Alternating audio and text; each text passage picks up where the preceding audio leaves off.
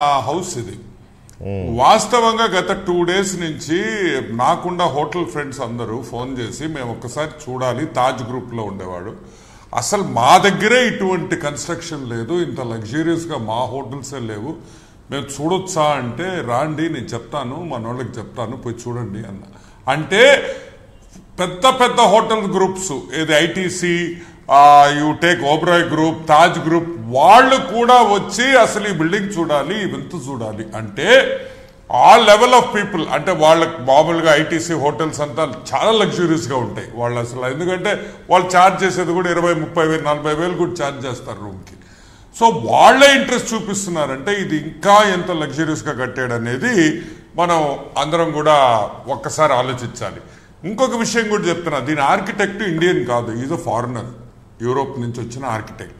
ఇప్పుడు తిరుపతి రావు గారు అన్నారు చూడండి, లోపలికి ఎందుకు బానీ లేదా, ఎందుకు లోపలికి వీళ్ళు ఎవరిని బానీ లేదంటే ఆర్కిటెక్ట్స్ ఇక్కడ వచ్చి చాలా వరకు వస్తూ పోతున్నామో అందరు ఫారినర్స్. ఇటాలియన్ మార్బుల్, అక్కడ మార్బుల్ లేయింగ్ చేసింది ఇటలీ నుంచి వచ్చింది ప్రజలు జనాలు, అక్కడి నుంచి వర్క్ మెన్ వచ్చి ఇక్కడ లే చేశారు ఫారినర్స్. ఇంటీరియర్ డిజైనర్ మొత్తం ఫారినర్స్. సో ఇండియన్స్కి అసలు దీంతో సంబంధమే లేదు, ఎవ్వరు కూడా ఇండియన్ వర్క్మెన్షిప్పే లేదు, అంతా ఫారినర్స్ వచ్చారు. కాకపోతే ఇండియన్ డైరెక్ట్గా వాళ్ళకి పేమెంట్ చేయకుండా ఇండియన్ కంపెనీకి పేమెంట్ చేసి వాళ్ళ ద్వారా వాళ్ళకి చేశారనేది మనకు వచ్చిన సమాచారం. ఇంకొకటి, ఈ టైల్స్ డిజైన్ చూశాను నేను ఈరోజు photos. It is called 3D interlocking tiles అంటాం, గ్రానైట్ టైల్స్ అంటే 3D ఎఫెక్ట్. మీకు వెంకటేష్ గారు 3D ఎఫెక్ట్ అంటే తెలుసు కదా, నాకు పెద్దగా తెలియదండి, చూసినప్పుడు 3D లైఫ్ తెలియదు, ఆ గ్రానైట్ తెలియదు, ఆ 3D తెలియదండి.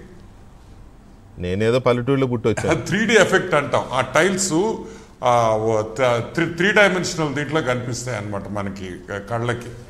అది చాలా కష్టం, లేడేడు చాలా వర్క్మెన్షిప్. అంటే మీరు ఎంత ఖర్చు పెట్టారో మీరు ఆలోచించండి. ప్లస్ ఇంకొకటి, ఈరోజు అమర్నాథ్ మాట్లాడుతూ ఉంటే చాలా నవ్వు వచ్చింది. మీరు దేనికైనా వాడుకోండి అని. ఆడు కోడిగుడ్డ అమర్నాథ్కి నేను ఒకటే అడుగుతున్నా, దేనికి వాడుకోవాలా అమర్నాథ్? ఎంఆర్ఓ ఆఫీస్ పెట్టుకోమంటావా, ఆర్డీ ఆఫీస్ పెట్టుకోమంటావా, లేకపోతే గ్రంథాలయం పెట్టుకోమంటావా బిల్డింగ్ లో? దేనికి వాడాలా? 5 నుంచి 600, 1000 కోట్లు దేనికి వాడాలా? ఓ ప్రెసిడెంట్, ప్రైమ్ మినిస్టర్ వాళ్ళు రోజు మోడీ వచ్చి ఇక్కడ వచ్చి కాఫీ తాగి బాత్రూమ్ పోయి పోడు కదా, ప్రెసిడెంట్ రోజు రాదు కదా ఇక్కడికి. వాళ్ళు ఎప్పుడో 3 ఏళ్లకో 2 ఏళ్లకో 3 ఏళ్లకో 4 ఏళ్లకో వస్తారు. వాళ్ళ కోసం అంత ఖర్చు పెట్టి ఒక బిల్డింగ్ అసలు మోడీ ఒప్పుకుంటాడా, ప్రెసిడెంట్ మేడం గారు ఒప్పుకుంటారా? ఎందుకండి ఇంత వేస్ట్ చేస్తున్నారని వాళ్ళే అంటారు. ఓకే, ఈరోజు మనకి రాజ్భవన్లు ఉన్నాయి, అవి ఎప్పుడో బ్రిటిష్ టైంలో కట్టిని వాళ్ళ కోసం కట్టించుకుని మనం వాడుకుంటున్నాం కాబట్టి. బట్ అసలు ఈ బిల్డింగ్లు దేనికి వాడాలనేది ఇప్పుడు పెద్ద సమస్య. రైట్, ఒకవేళ హోటల్కి ఇస్తాము సరే, తాజ్ గ్రూపో లేకపోతే ఐటీసీ గ్రూప్కే లీజ్కి ఇచ్చేస్తా, అట్లీస్ట్ మన డబ్బులు.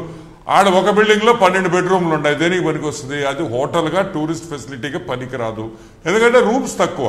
హార్డ్లీ నేను చదివిన దాంట్లో ఒక బిల్డింగ్లో 12 బెడ్రూమ్లే ఉన్నాయి. 12 బెడ్రూమ్లు హోటల్ ఎవరు రన్ చేస్తారు? ఎవరు రన్ చేయలేరు. సో ఇది పర్సనల్. ఇది నాకు ఒక చిన్న డౌట్ ఏంటంటే, మేబీ ఒక 2-3